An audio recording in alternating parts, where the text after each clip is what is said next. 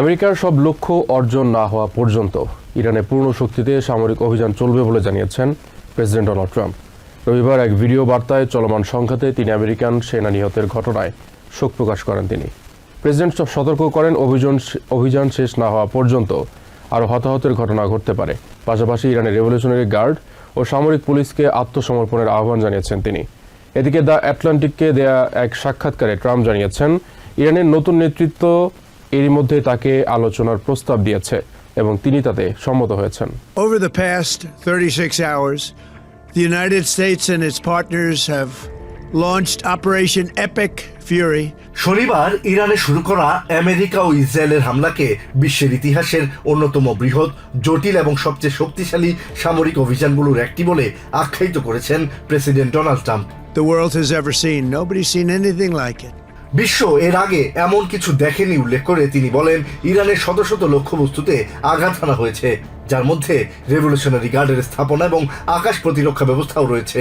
কয়েক মিনিটের মধ্যে দেশটির 9টি জাহাজ এবং নৌঘাঁটি ধ্বংস করা হয়েছে বলে দাবি করেন তিনি। Announced that we knocked out 9 ships plus their naval building, all in a matter of literally minutes.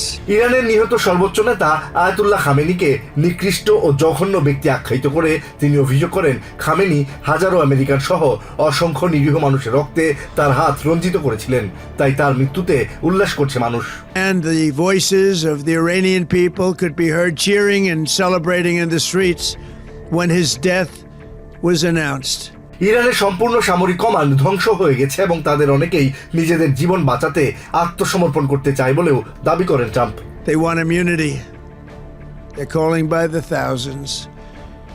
Combat operations continue at this time in full force, and they will continue until all of our objectives are achieved. সংঘাতে নিহত American সেনা সদস্যদের প্রতি শোক প্রকাশ করেন president. Love and eternal gratitude to the families of the fallen.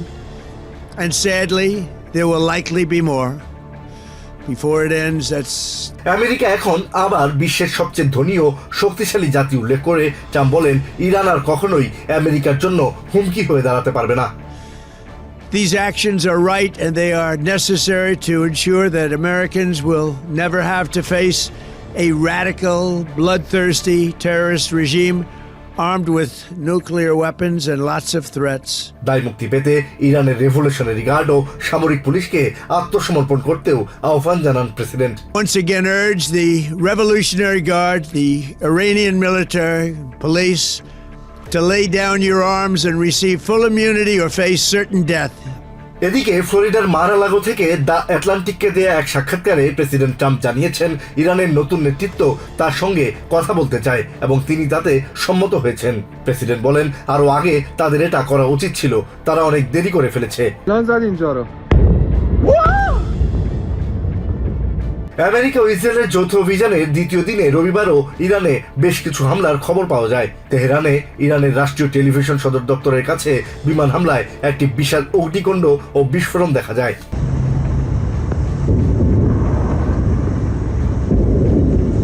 এছাড়া তেহরানের Gandhi street এলাকার একটি হাসপাতালে হামলা চালানো হয়েছে, যাতে হাসপাতালটি মারাত্মকভাবে ক্ষতিগ্রস্ত হয়। তেহরানের কাছে রে সিটির একটি পুলিশ স্টেশনেও হামলার খবর পাওয়া গেছে, যেখানে বেশ কিছু হতাহতের ঘটনা ঘটেছে বলে জানা গেছে। এদিন প্রকাশিত স্যাটেলাইট ছবিতে দেখা গেছে আমেরিকা ও ইসরায়েলের যৌথ হামলায় ইরানের সর্বোচ্চ নেতা আয়াতুল্লাহ আলী খামেনির কম্পাউন্ডটি ব্যাপকভাবে বিধ্বস্ত হয়েছে। এছাড়া জাহেদান বিমান ঘাঁটির একটি রাডার সিস্টেম ধ্বংস হওয়ার ছবিও পাওয়া গেছে। Or this war of aggression by Americans against us even more dangerous, more complicated. অন্যদিকে ইরানের পররাষ্ট্রমন্ত্রী আব্বাস আরাকচি আল জাজিরাকে দেয়া সাক্ষাৎকারে আয়াতুল্লাহ খামেনির হত্যাকাণ্ডকে আন্তর্জাতিক আইনের চরম লঙ্ঘন হিসেবে আখ্যায়িত করেছেন। তার মতে এই হত্যাকাণ্ড চলমান সংঘাতকে আরো জটিল ও বিপজ্জনক করে তুলবে। But it was a high-ranking, religious leader for millions of Muslims even outside of Iran, across the region. Araghchi বলেন খামেনি শুধু ইরানের রাজনৈতিক নেতাই ছিলেন না, বরং বিশ্বের মিলিয়ন মিলিয়ন মুসলমানের ধর্মীয় নেতাও ছিলেন। রিপাবলিকান সিনেটর লিন্ডসে গ্রাহাম বলেছেন ইরানের পরবর্তী নেতৃত্ব ঠিক করার দায়িত্ব আমেরিকার না। এনবিসি নিউজকে দেওয়া সাক্ষাৎকারে তিনি আরও বলেন, ইরানের পরবর্তী নেতা নির্বাচিত করা সাধারণ মানুষের অধিকার। আরেক রিপাবলিকান সেনেটর টেড ক্রুজ ইরানে হামলাকে প্রেসিডেন্ট ডোনাল্ড ট্রাম্পের সবচেয়ে সাহসী সিদ্ধান্ত বলে অভিহিত করেছেন। সেনেটর জেমস ল্যাংফোর্ড বলেন, দীর্ঘস্থায়ী অস্থিতিশীলতা নিরসনের লক্ষ্যে ইরানের শাসন ব্যবস্থার পরিবর্তন অনিবার্য। এনবিসি নিউজকে দেওয়া সাক্ষাৎকারে রিপাবলিকান সেনেটর লিন্ডসে গ্রাহাম ইরানের সর্বোচ্চ নেতা আয়াতুল্লাহ খামেনির মৃত্যুকে সন্ত্রাসবাদের পরাজয় হিসেবে বর্ণনা করেছেন। তবে দেশটির পরবর্তী নেতা কে হবেন তা নির্বাচন করা আমেরিকার কাজ নয় বলে উল্লেখ করেন তিনি। ইরানে আমেরিকান সৈন্য পাঠানোরও বিরোধিতা করেন গ্রাহামের মতে এই অভিযানের মূল লক্ষ্য ইরানের শাসন ব্যবস্থা পুরোপুরি বদলে দেওয়া নয়, বরং তাদের কাছ থেকে ব্যালিস্টিক মিসাইল ও পারমাণবিক সক্ষমতা কেড়ে নেওয়া, যাতে তারা ভবিষ্যতে আর কোনো হুমকি হতে না পারে। তিনি জানান, ইরান গত 47 বছর ধরে হামাস ও হিজবুল্লাহর মতো সংগঠনগুলোকে মদত দিয়ে আসছে দাবি করে সেনেটর টেড ক্রুজ এই হামলাকে প্রেসিডেন্ট ডোনাল্ড ট্রাম্পের মেয়াদের সবচেয়ে সাহসী সিদ্ধান্ত বলে অভিহিত করেছেন। ক্রুজের মতে বর্তমানে ইরান ইতিহাসে সবচেয়ে দুর্বল অবস্থায় রয়েছে এবং এই সুযোগেই তাদের সামরিক সক্ষমতা ধ্বংস করা প্রয়োজন। তিনি মনে করেন, ইসরায়েলের কাছে পরাজিত হওয়া এবং আমেরিকার বিমান হামলায় পারমাণবিক স্থাপনাগুলো ধ্বংস হওয়ার ফলে ইরানের বর্তমান শাসক গোষ্ঠী এখন পতনের মুখে। তিনিও এই অভিযানের কোনো দীর্ঘস্থায়ী যুদ্ধ বা সেনা মোতায়েনের পক্ষপাতী নন। আরেক রিপাবলিকান সেনেটর জেমস ল্যাংফোর্ড বলেন, ইরানের জনগণের সঙ্গে আমেরিকার কোনো শত্রুতা নেই, তাদেরকে নিজেদের ভাগ্য নির্ধারণের সুযোগ দেওয়া উচিত বলে মনে করেন তিনি।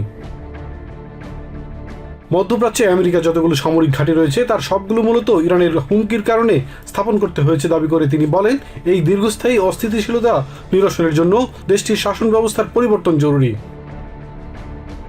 ইরানের অভিযানের জের ধরে টেক্সাসের অস্টিনে বন্দুক হামলায় সন্দেহভাজন সহ 3 জন নিহত হয়েছে। এ ঘটনায় আহত হয়েছে অন্তত 14 জন। হামলাকারীর মৃত্যু হয়েছে পুলিশের গুলিতে। শনিবার দিবাগত রাতে শহরের ব্যস্ততম বিনোদন কেন্দ্র 6th স্ট্রিট এলাকায় এ ঘটনা ঘটে। এই হামলাকে সম্ভাব্য সন্ত্রাসবাদী কর্মকাণ্ড হিসেবে তদন্ত করছে FBI। নিহত সন্দেহভাজনের নাম এন্ডিয়াগা ডায়াগনে, বয়স 53 বছর। তিনি টেক্সাসের ফ্লুগারভিলের বাসিন্দা ছিলেন।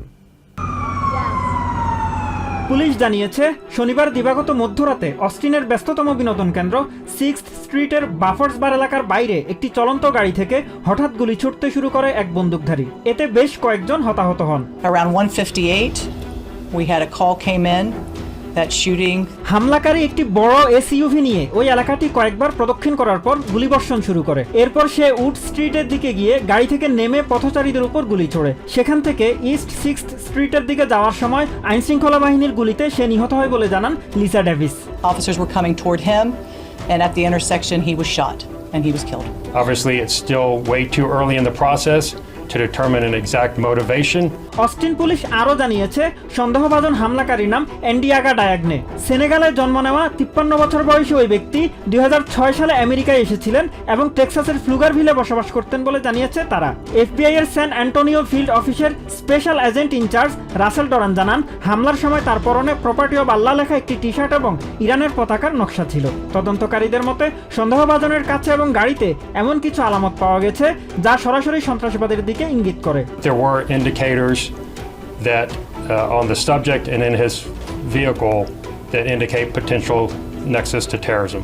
রাসেল ডরান আরও বলেন, হামলার প্রকৃত উদ্দেশ্য এখনও নিশ্চিত হওয়া না গেলেও প্রাপ্ত আলামতগুলো গভীর উদ্বেগের। স্থানীয় ও ফেডারেল অংশীদারদের সাথে নিয়ে জয়েন্ট টেরোরিজম টাস্ক ফোর্স বর্তমানে এ ঘটনার তদন্ত করছে বলে জানান তিনি। We are looking at it as a potential matter of terrorism. Obviously, the Joint Terrorism Task Force is engaged, which obviously includes members from Austin Police Department as well as several federal and state and local partners. Police ও জরুরি সেবা কর্মীদের প্রশংসা করে সংবাদ সম্মেলনে অস্টিনের mayor Kirk Watson বলেন, তাদের দ্রুত হস্তক্ষেপের কারণে আরও বড় ধরনের প্রাণহানি এড়ানো সম্ভব হয়েছে। No question in my mind that the quick response of the police officers and of our EMS personnel and those professionals made a difference and saved lives.